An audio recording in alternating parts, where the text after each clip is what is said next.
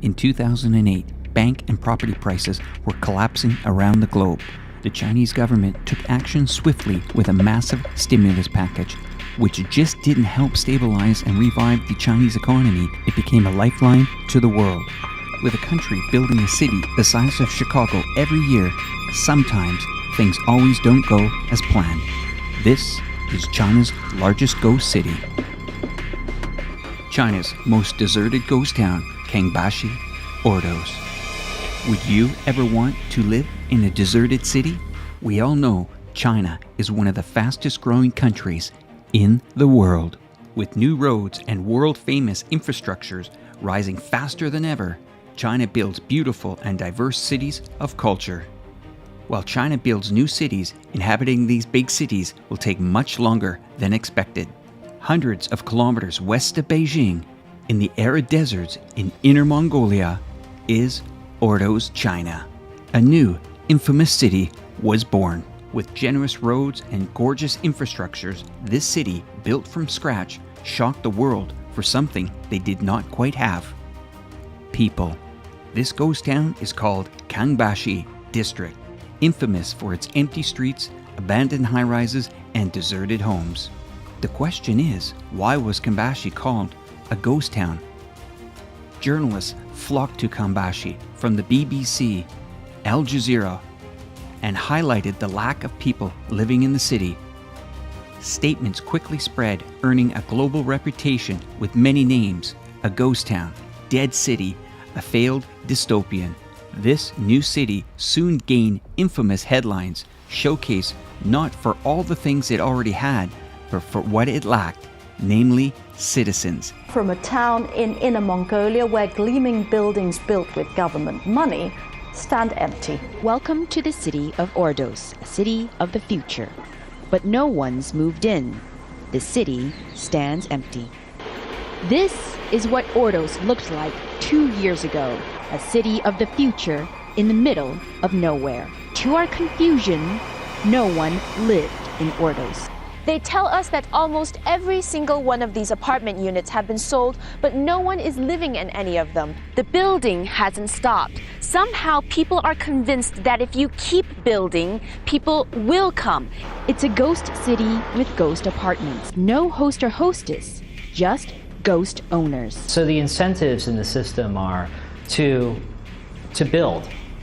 And if that's the easiest way to achieve that growth, then you build. So local officials here built.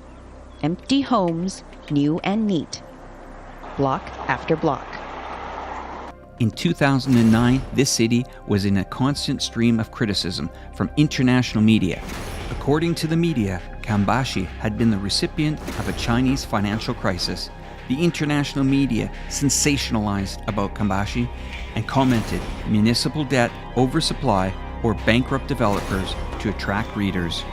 Many media outlets have declined to return to the area or offer a follow-up update, and that is what we're about to do now. Savvy reporters from the Times Magazine and Al Jazeera did not ask municipal governments before making any of these statements.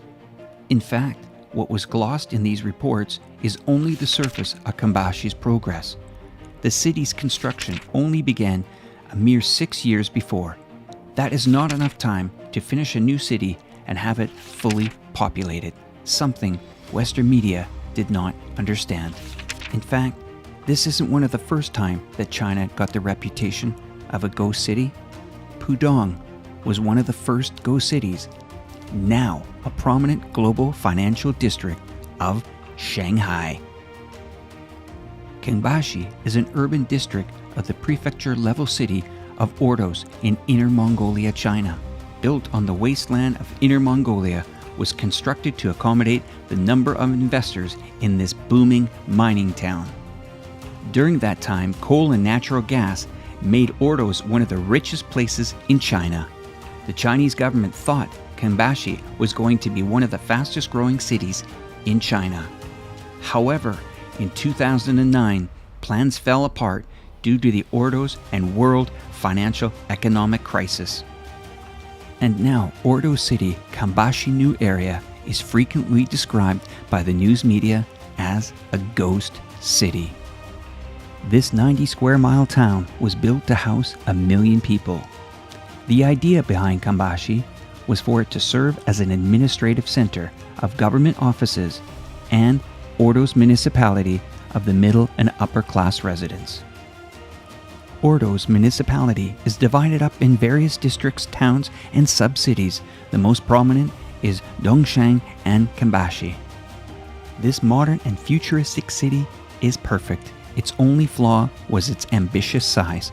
For the first 5 years, the population of Kambashi had no more than 30,000 inhabitants. The vast area was too large to fill in a short amount of time, with streets 40 meters wide and intersections half a kilometer apart. This wide gap physically separated people and destinations. However, the emptiness of Kambashi is a deception. This new Chinese city is far from dead. The original plan for Kambashi is 1 million people by 2023. And we all know the progress of China. In the middle of 2019, Ordos and the government of China secretly reversed the town's fortune with one amazing strategy. Ordos, with the help of the government, moved some of the city's top schools to Kambashi, which meant if the parents wanted their children to get the best education, parents had to move their children to Kambashi. Putting such top prestige schools was not originally in the strategy, but it was the right strategic move. Parents did move their children to Kambashi, and the population slowly added in numbers, slowly bringing this city the life it deserved. Certain regulations had to be followed. If parents wished to send their young children to a school in a particular district, they must also own a home in the exact district. Teachers also relocated because of cheap relocation taxes, discounted homes, and tax breaks offered. Soon, businesses and restaurant franchises such as McDonald's and Subway followed suit. With subsidized rent, free transportation, and low property taxes, people started flocking into Kambashi. In 2020, the population of Kambashi grew from a measly 30,000 to a whopping 200,000 people. Today, 200,000 people drive in the streets of Kambashi, thriving in its once desolate town. With cinemas, art centers, sports fields, opera houses, shopping centers, and horse racing fields, more than 2.8 million tourists visited Kambashi in 2019 alone. Awed by the elegant landscape and the cutting-edge technology, this modern district has been graded as China's first 4A level scenic area.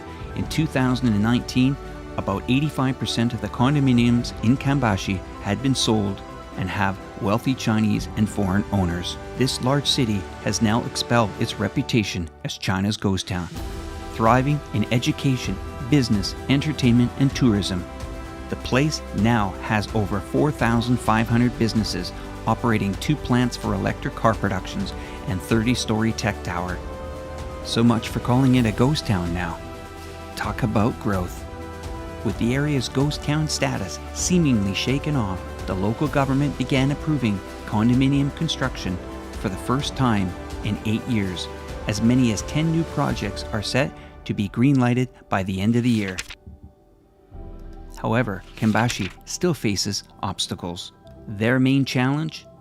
Diversifying its economy. With Kambashi located in the middle of the desert of Inner Mongolia, the area's isolated geographically is still one to tackle. What do you think of Kambashi? Is this still a ghost town? Or is this a new peaceful city? Let us know in the comments below. If you've learned something, please do not forget to leave a thumbs up and make sure to subscribe to Reportify Media. Until next time.